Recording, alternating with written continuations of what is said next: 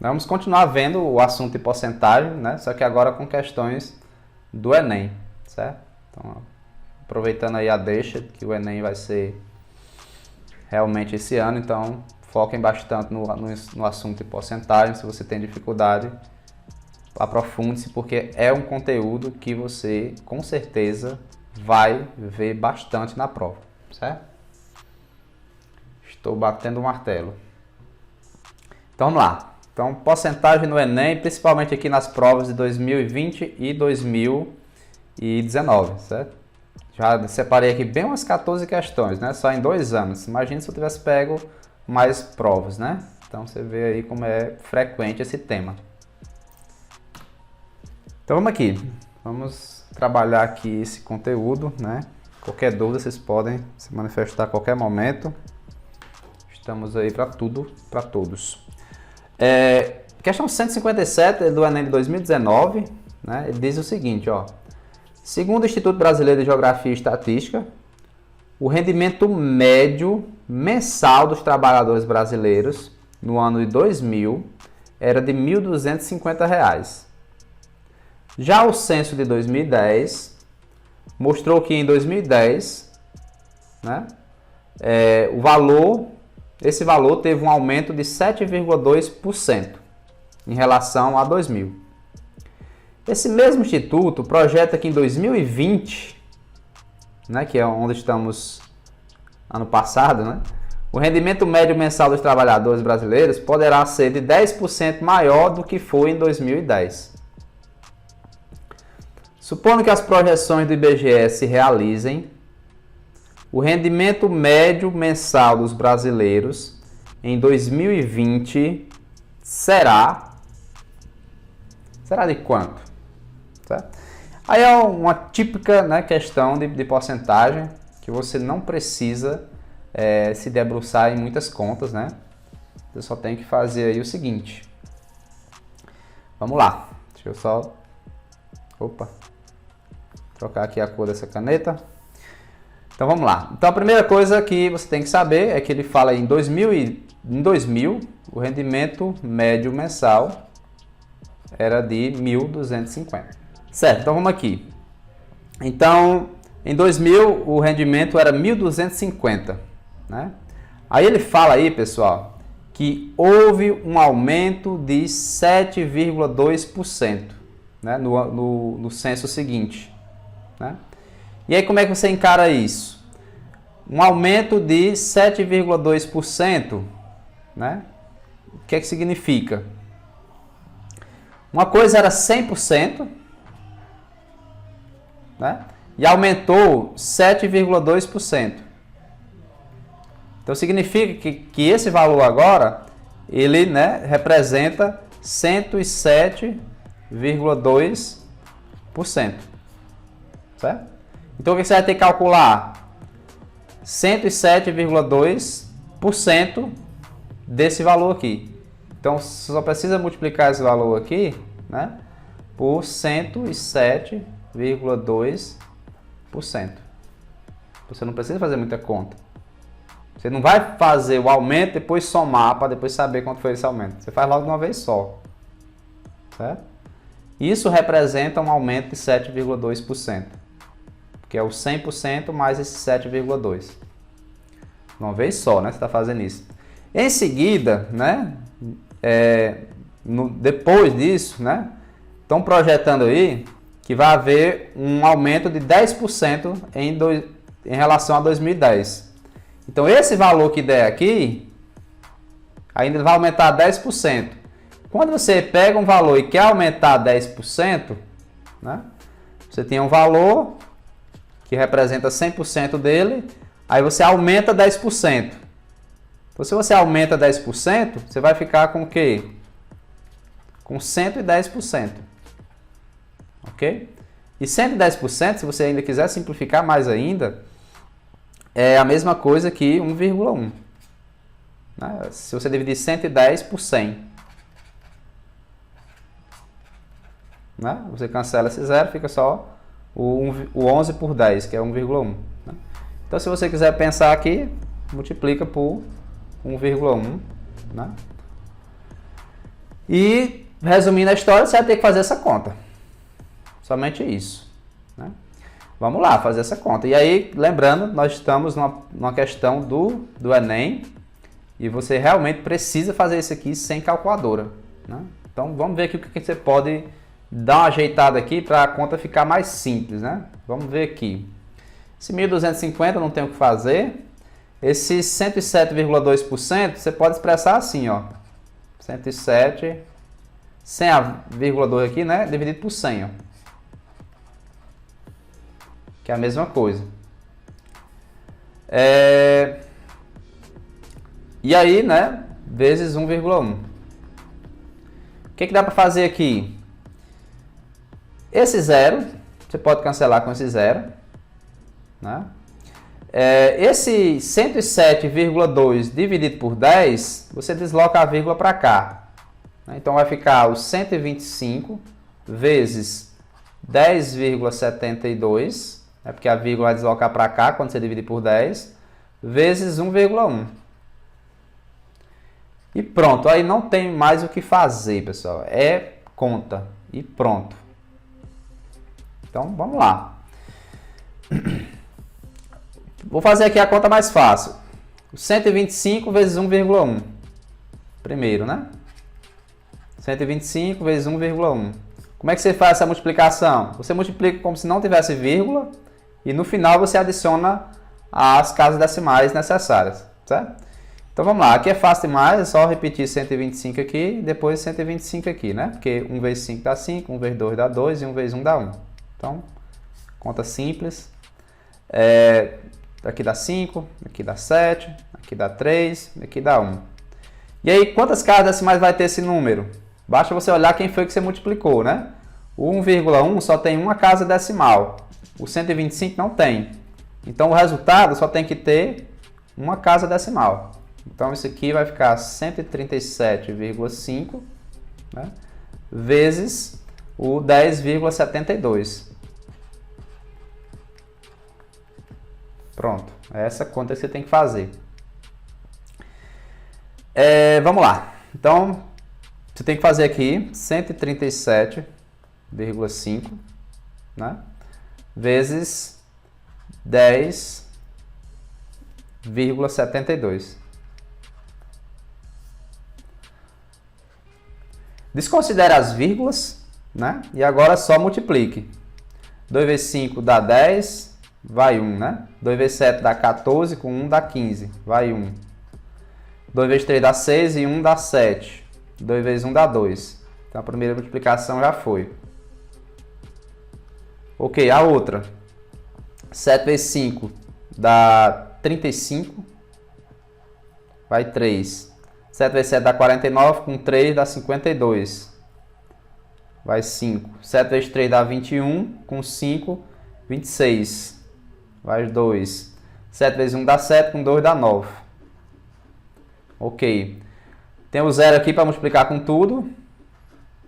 Não tem nenhuma dificuldade, o zero. E esse 1 aqui também, 1 vezes 5 dá 5, 1 vezes 7 dá 7, 1 vezes 3 dá 3 e 1 vezes 1 dá 1. Né? Aqui também não tem muita dificuldade, é só escrever esse número aí, 5, 7, 3, 1. E agora somar isso, né? 0, 5 com 5 dá 10, vai 1 para cá. 7 com 1 aqui dá 8, com mais 2 dá 10, vai 1 para cá. Aqui dá 3, dá 9, 9 com 5 dá 14, né? Vai 1. Aqui fica 17, vai mais um aqui, 3 com 1 dá 4, né? E aqui mais um. Quantas casas decimais? Tem um aqui e tem duas aqui, então vai ser 3. Então a vírgula vai vir para cá, ó, 1474, né?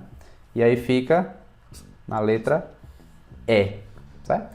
E aí a parte chata que eu acho do Enem é fazer essas continhas, né? Porque você perde aí um tempinho besta, né, fazendo essas contas. Inevitavelmente você vai ter que fazer. Então você tem que estar craque nessa questão das continhas também, certo? Então desacostume usar a calculadora para tudo, né? Tem que armar as contas para você adquirir velocidade na hora da prova, certo? Não que seja ruim, a calculadora é muito bom, né, para fazer as contas.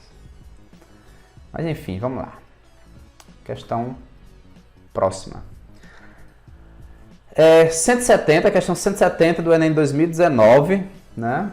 É uma questão que aparentemente você pensa que é uma questão difícil, mas não, é só para você interpretar o que ele está dizendo. Tá? É como se ele quisesse assim, converta esse texto em símbolo. Basicamente é isso. Tá? Mas vamos lá, vamos ler.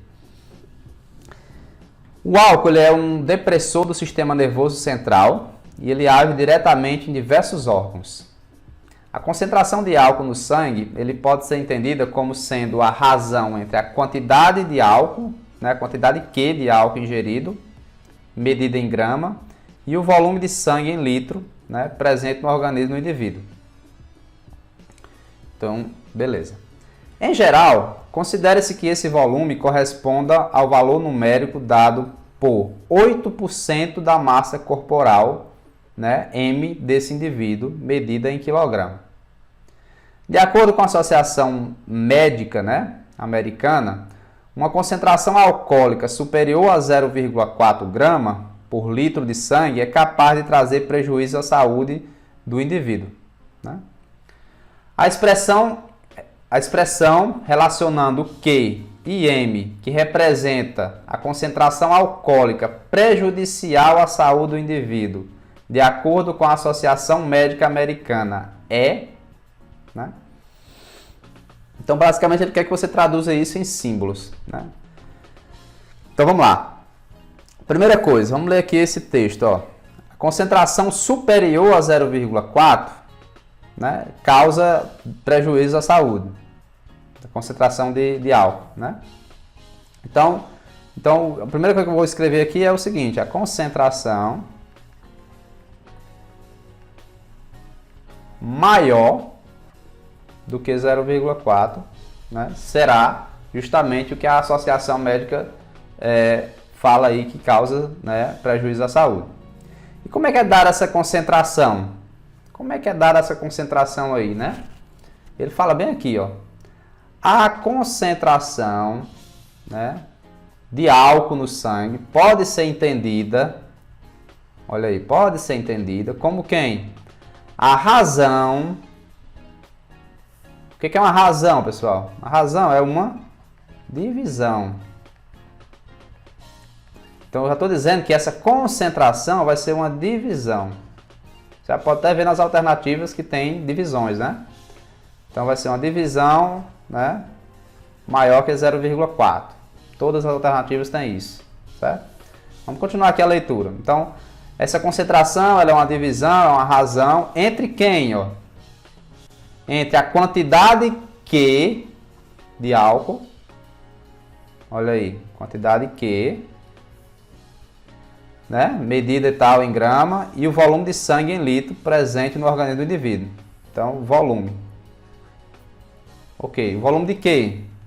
Ó, o volume de sangue, né, presente. Aí o que ele fala mais aqui?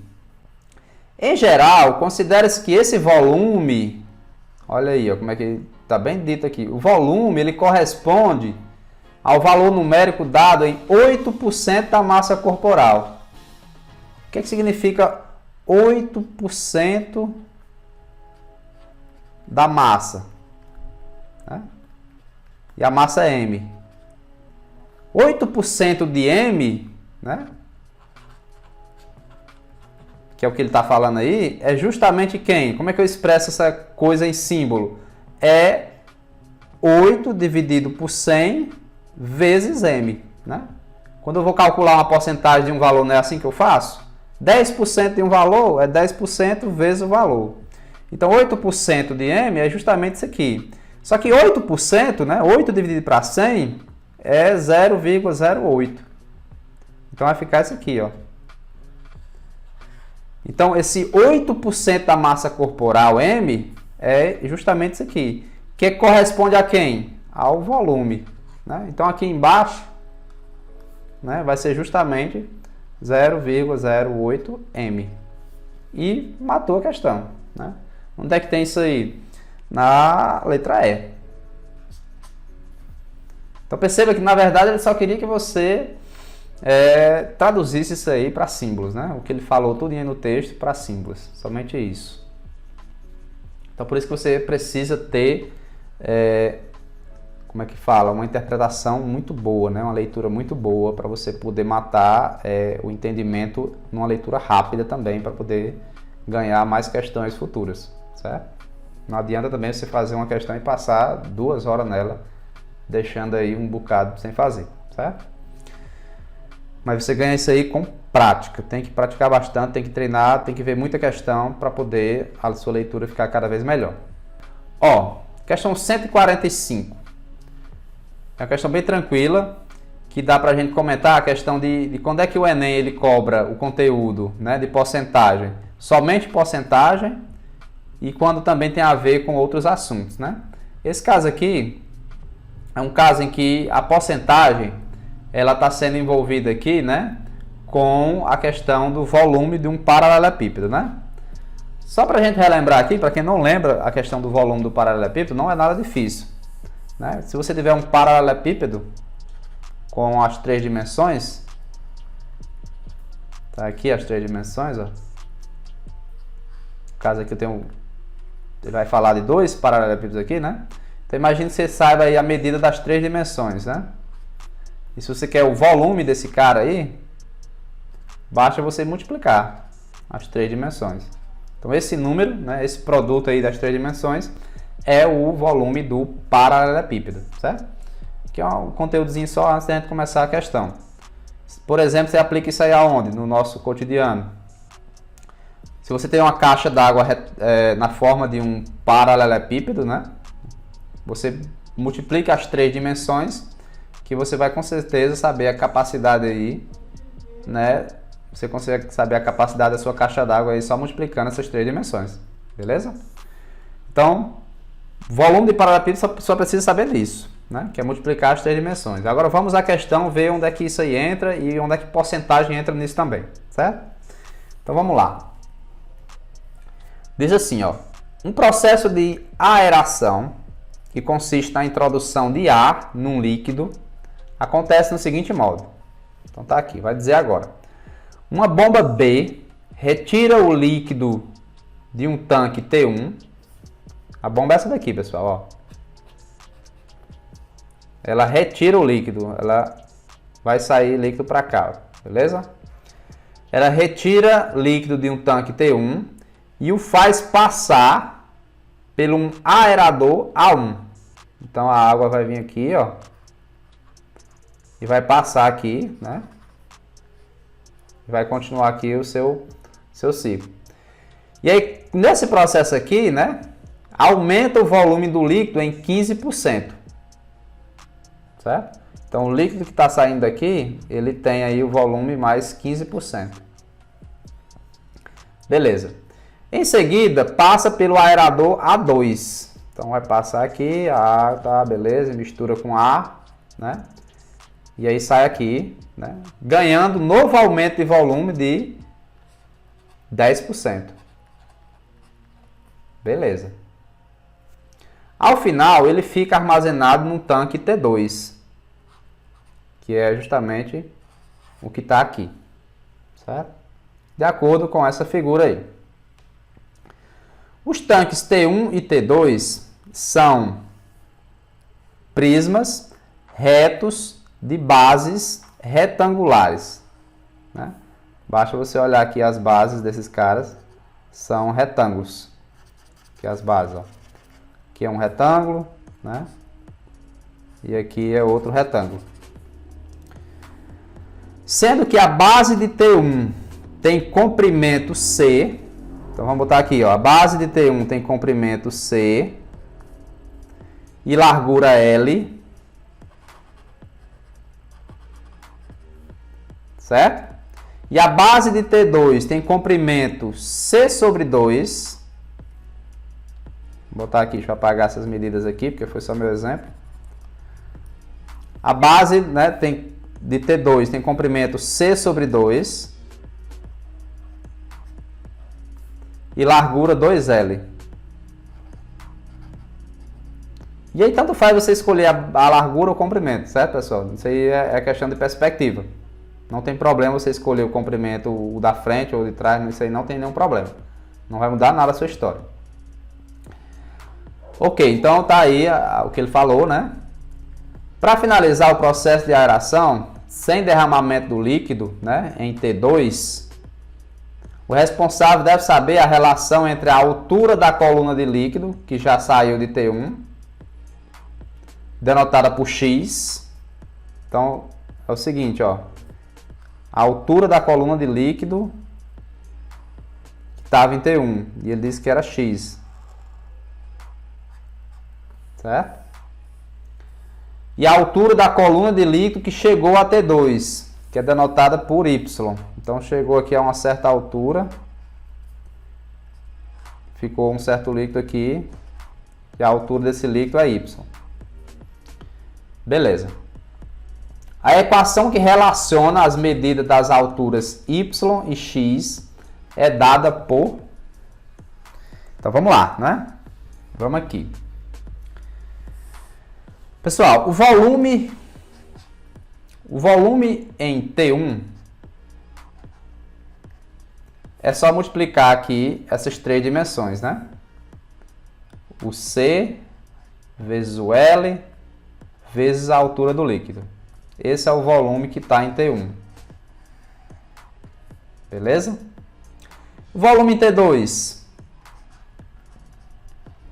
O volume em T2 vai ser o 2L vezes o C sobre 2 vezes o Y. Né? Você já percebe aqui até que dá para cancelar, né, esses dois aqui com esse 2. Então, o volume T2 vai ficar L vezes C vezes Y. Então, tá aí os dois volumes, certo? O que eu posso falar sobre esses dois volumes? Né? Se você notar, foi retirado um líquido aqui do primeiro tanque, passou aqui por esse aerador, aumentou o volume 15%. Passou por outro, aumentou 10%. Né? O que eu posso falar aí? Eu posso falar o seguinte, ó, o volume do tanque 2, ele é o quê? Ele é o volume do tanque 1, aumentado 15% e em seguida aumentado 10%. Quando eu quero um valor e eu quero aumentar ele 15%, basta eu multiplicar ele por 1,15. Certo?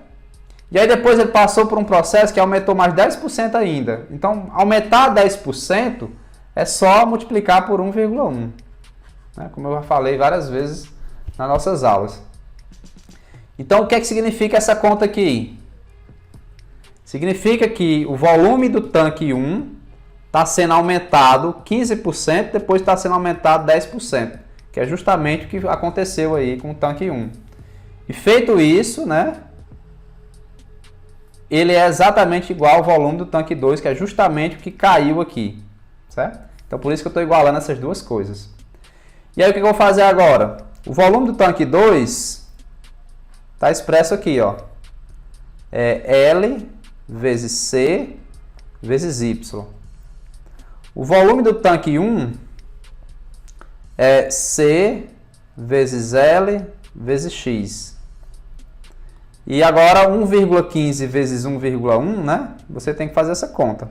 Vamos lá fazer aqui, ó. Não é difícil não. Porque tem só 1 aqui embaixo, né?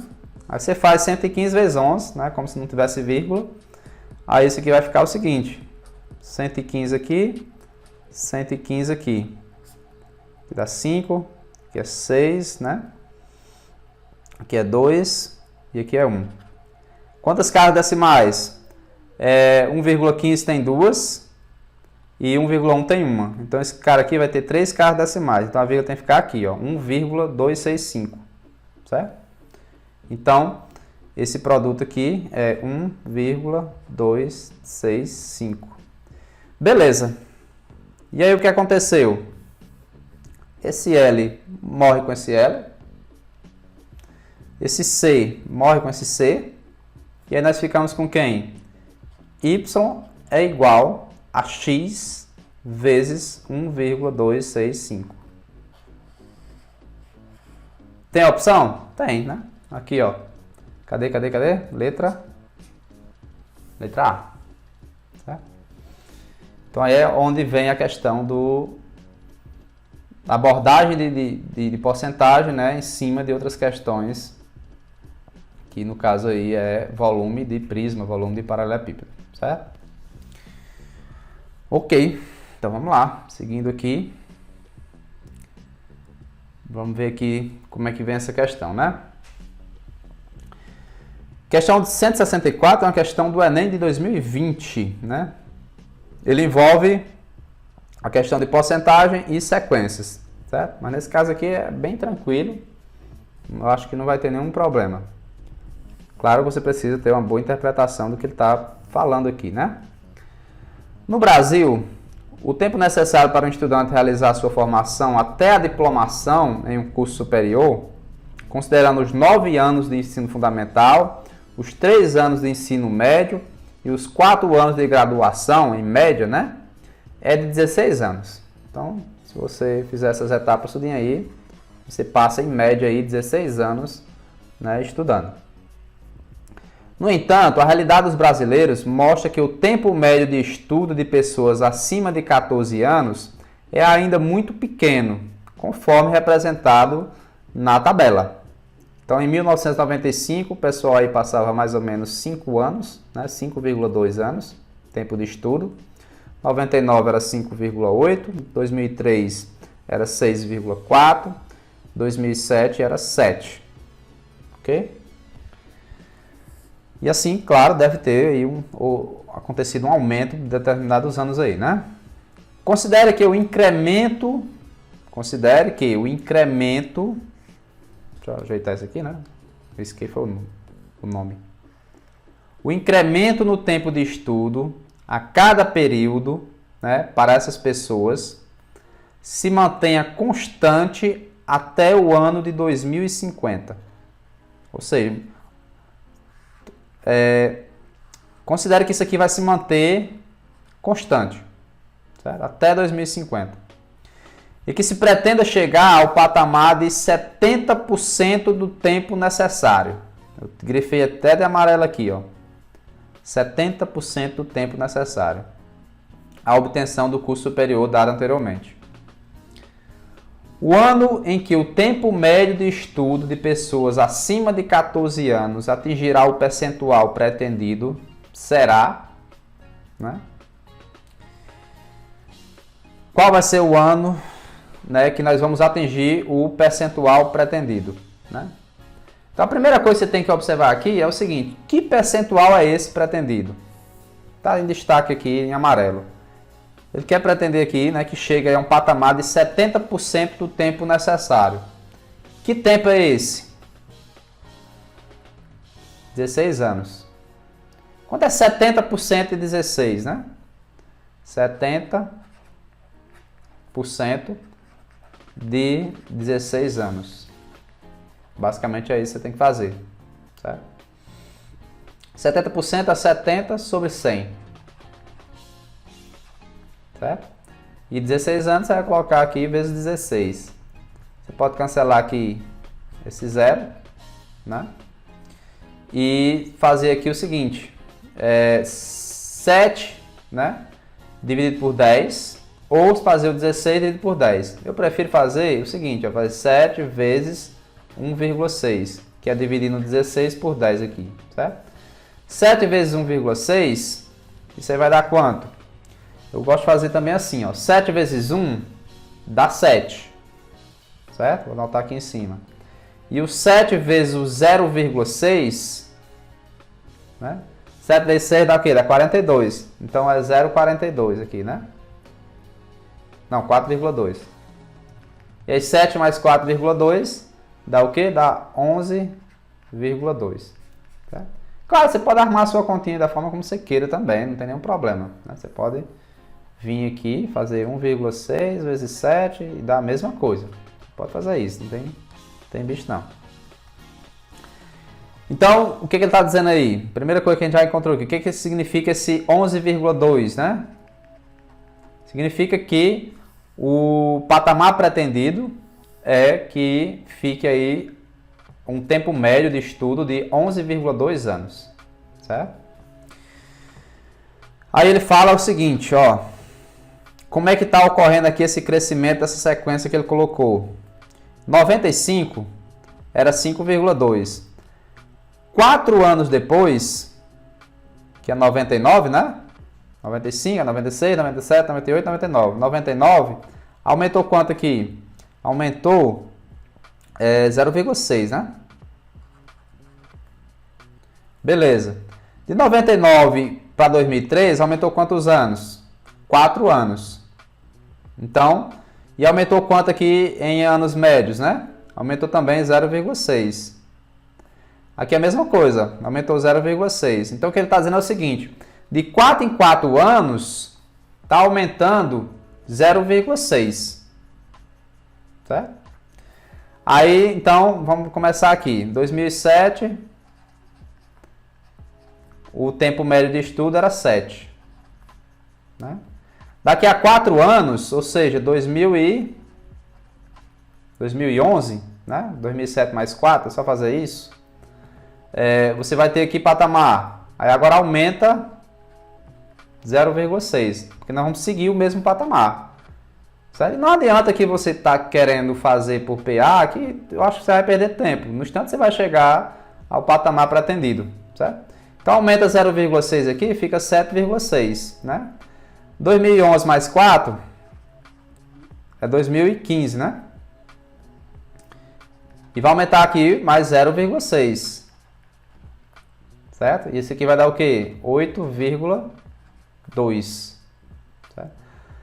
2019 aumenta mais 0,6, né? Vai dar 8,8. Mais 4 anos, vai ficar 2023. Aumenta 0,6 aqui. Vai ficar o quê? 9,4. Certo? 2020 mais 4 anos, 2027. Mais 6 aqui vai dar 10. O tempo médio. Mais 4 anos aqui fica 2031. Vai ficar 10,6. 2035, né? Mais 4 anos. Aumenta 0,6 aqui. Vai ficar o quê? 11,2. E aí no instante você chega ao que ele pediu, né? Então em 2035 nós vamos ter aí um tempo médio necessário, adequado, que eles estão considerando aí de 70% do que é os 16, que é 11,2 anos. Certo? E é isso.